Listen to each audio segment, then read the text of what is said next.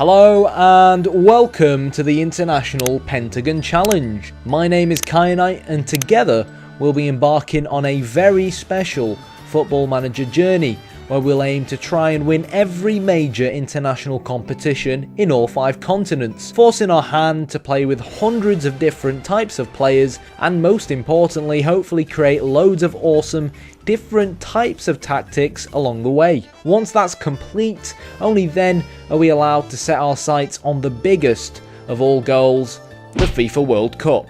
How many nations will we have to manage until we work our way to the top? How many dodgy names will we have to pronounce along the way? So hit the like button, hit the subscribe button, and hopefully we're going to have a lot of fun along the way. Alright then, hello everyone and welcome to episode 67 of the International Pentagon Challenge, and well, it's happened. My new camera has arrived, so apologies about the last episode. I'm really not sure why my camera decided to just stop working in the middle of recording that episode, but hey, technology is technology. So here we go then. I was really disappointed because I wanted to play through the whole African Cup of Nations, and I basically had to wait a week for my camera to arrive.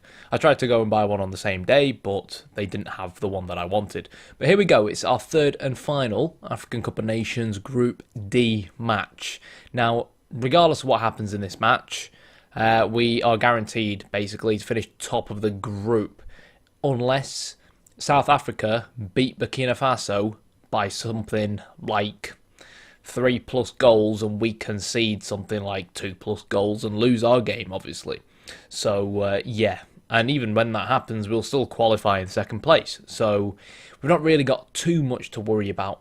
In terms of how they are going to look to play, they are going to be very, very direct. To be honest, most of their players aren't even fit enough to lace some of our players' boots.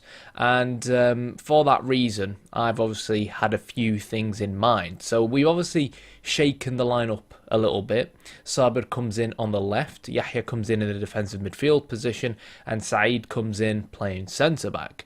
Now, I am keeping yellow cards in the back of my head, and that is basically one of the main reasons as to why I've gone with this kind of lineup.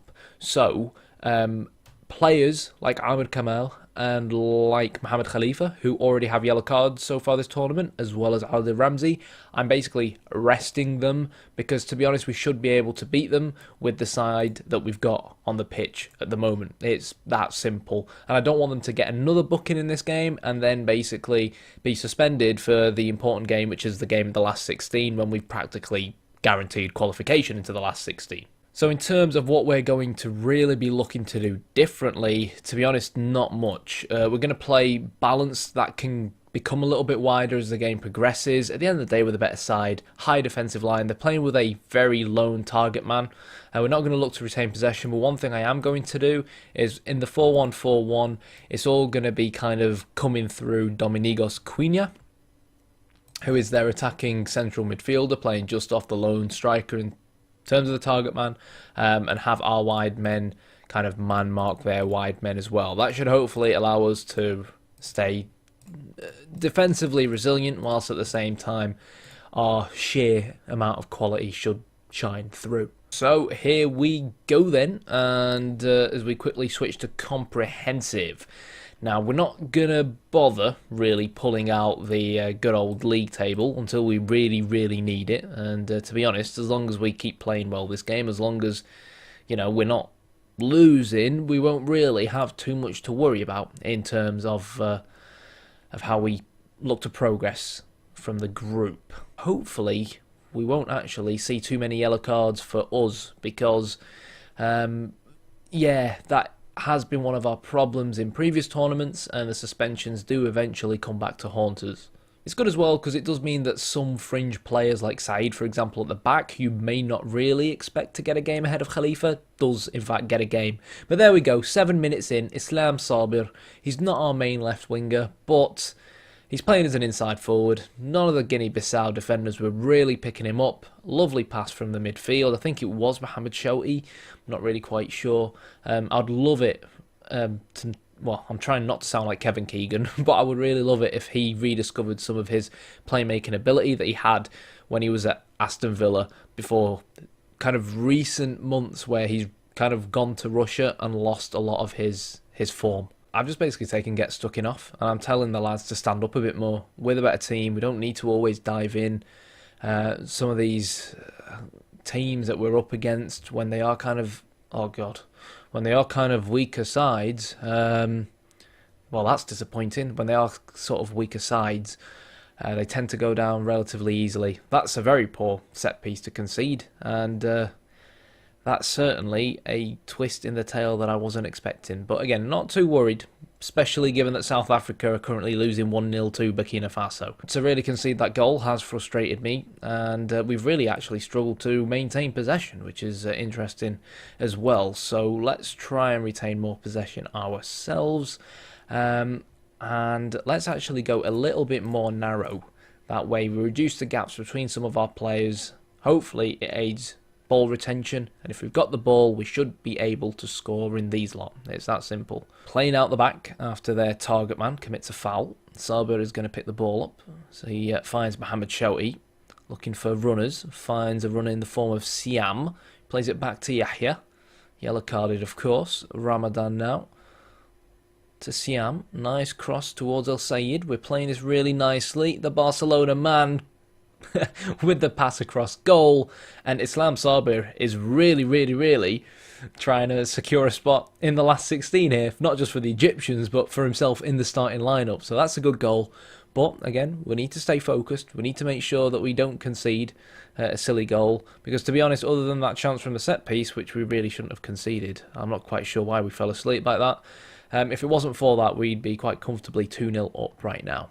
This is where we really need to shine, when we do kind of capitalise on an error in possession from Guinea-Bissau, and when we can turn defence into attack, and that's really what we can do. It would have been Islam Sabir's hat-trick within just 30 minutes if he'd found the back of the net there, but it was really the pass once again from midfield that potentially almost created the goal, and hello, we've fallen asleep, and Mendes probably should have scored there, but our defence playing a bit of a high line, a little bit shaky. Now, the lad who plays up front for them actually plays for Porto.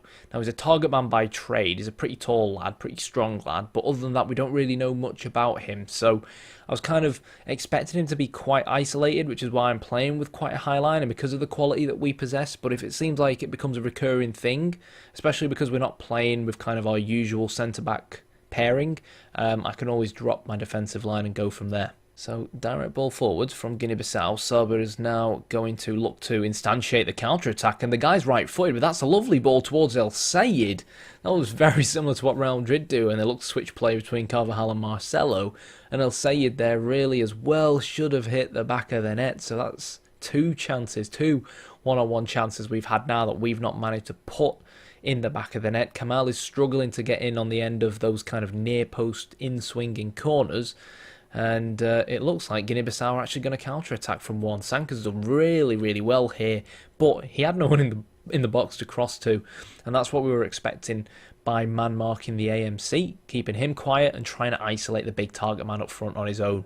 Half-time, and let's be honest, it's not been great. Islam Sabir, though, has been getting in some really good positions. So I'm going to calmly tell the lads I'm not really happy with what I have seen so far. I think Khalifa, he's yellow carded really, but we need to give Kamal a bit of a rest. So Khalifa's going to come on, but I'm going to tell him to ease off his tackles. So hopefully, can we afford that? You know what? I'm not even going to take that gamble. Let's undo that, and we've got other centre-backs who can come on. So, Karim Nedved, I'm going to take a bit of a gamble on him, but he's going to come on at centre-back. We've got Yahya, who's on a yellow card, but I am going to keep him on. And up front, I'm actually going to give Rida Hamdi a runaround. The only difference is I'm going to be playing him as a complete forward on attack. Here we go then. I think as the half kind of progresses, if it looks like Guinea-Bissau still kind of have fuel in the tank to kind of continue with some of the counter-attacks that we kind of saw in the first half, then what we might do is kind of change one of our fullbacks to be to go from attacking to more of a support kind of style. That way he sits a little bit deeper and it reduces the possibility of us getting counter-attacked. So we actually have a tactical change coming out here from Guinea-Bissau. Now, they are fighting for their lives, obviously, at the bottom of the table. But before we take a look at that, we're going to try and attack them ourselves. The switch of play comes in. Abderraouf to Shouty, who needs to find a pass. Finds one to Sabir, but he can't hold off the lads in green. And there we go. So, actually, let's just see this highlight. They're coming thick and fast right now, aren't they? Lovely ball. El Sayed across goal, but it's tackled by Jallo. And that's another opportunity there where it looked like we had a player in on goal, and we just don't take it, basically. Abderraouf hits it straight at the defender, and I would really like to take a more detailed look at what Guinea-Bissau have done here, because I saw the switch, and I've not yet actually managed to adapt to it. It looked to be more of a 3-5-2. We can see El Sayed definitely taking advantage of that space. But we are going to have to basically change some of our man marking around, because as you can see, we might have certain players being dragged out of weird positions, such as our defensive midfielder, who now finds himself man marking one of their strikers, which really isn't ideal for our shape. But in terms of them playing with no fullbacks, it could be good for us given how we play with wingers until we concede a sloppy goal like that. So, yeah, there we go. Tactical change comes out from them, waiting for the highlight to end, and we concede another goal. So I've got to be honest, I've not been impressed with us this game. We've been dreadful. We're not playing with the right centre-back pairing, but it's not really an excuse for me. Okay, so they've gone for more of a 3-5-2. So it's fine really from our perspective to be looking to really use and abuse the wide areas. Now, how am I going to look to counter that? We do have some very, very tired players at the back. So we're going to get rid of the individual man marking here, and I do feel like we need to be utilising the wide areas and going more direct ourselves. So we're going to be doing exactly that. But I am going to drop our defensive line to normal because they now have two strikers, and to be fair, the high line hasn't really worked against that lad up front for us. So we're now going to switch to a wider width, and yeah, we'll leave that at that. Now, I'm not really entirely sure whether I'm happy to leave Sabir out there as kind of like a inverted fullback. I'm not really sure he'd sit as wide as I potentially want him, but we'll leave him like that for now. And I think we can afford to make one more change, and that change for me is it's probably going to have to be Abderraouf, because I feel like he's going to be a very important player for us going into the remainder of the tournament. And can Siam play on the right-hand side? I think what I am going to do is play Siam, who's left-footed, here, and Farouk out there. Because Farouk, fresh legs, is going to be really important, taking advantage of the wide areas that Sabir is going to basically leave vacated when he looks to cut inside and join in up front with Hamdi, of course. You know, we've come into this, we've changed our lineup a little bit, and while we've had a lot of chances, we've conceded some sloppy goals, and we could score a third here. No, Samu with the header. Jallo catches it. We have really missed, you know, some of the quality that we usually have, some of the creativity that we usually have with some players obviously out. If this remains 2-2, we still quite easily finish top of the group. I just hope that a bit of a poor draw doesn't end up affecting kind of morale too much. El Sayed to Hamdi, finds Sabir. This is lovely, has to finish from there. And, whoa, okay, we've got a penalty. Who's taking this penalty? It is Rida Hamdi. What's his penalty taken like? 10 penalty taken. You know what, for me, whilst Sabir has 7 penalty taken, I think for me, oh, can we change this now? Is it going to let... Oh, it's not going to let us change a penalty taker. Jesus Christ.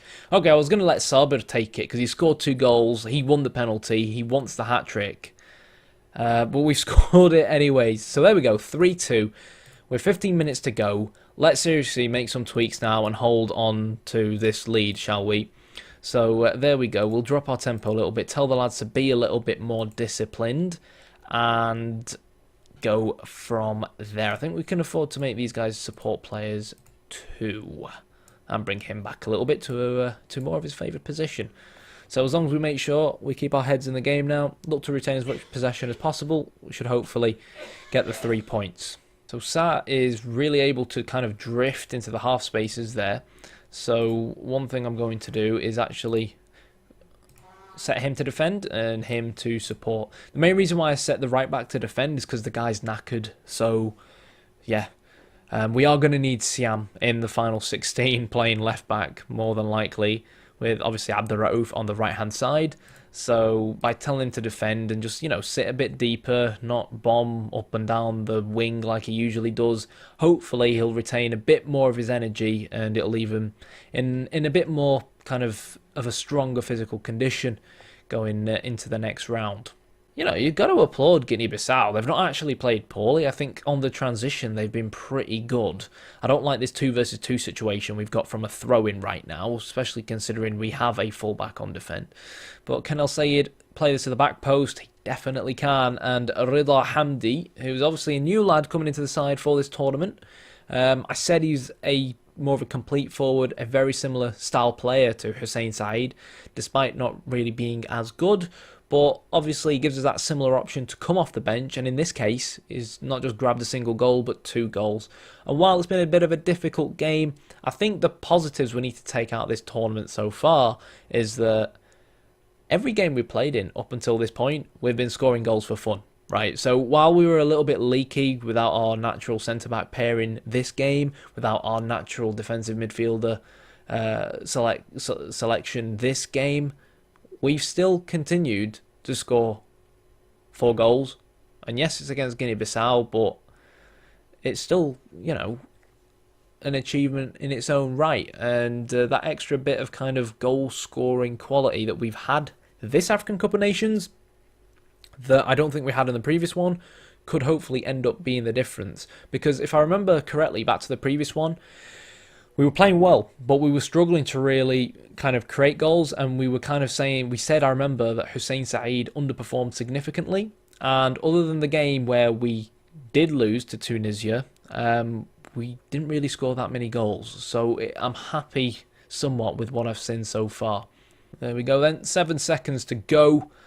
Hopefully in the last 16, oh, well, that could have been a goal there. Shame that Saba didn't get his hat-trick, but there we go. So, going to assertively tell the lads, a good professional job, well done. They seem happy with that. No complacent option there. And Burkina Faso actually beat South Africa 1-0. So that could actually be very, very, very interesting. Now, Group E and Group F haven't quite played yet. So we'll just take a look at our group for now. Wow. Oh my God. So Guinea-Bissau, who beat Burkina Faso, well, actually, no, that'll make a difference because they got the better goal difference.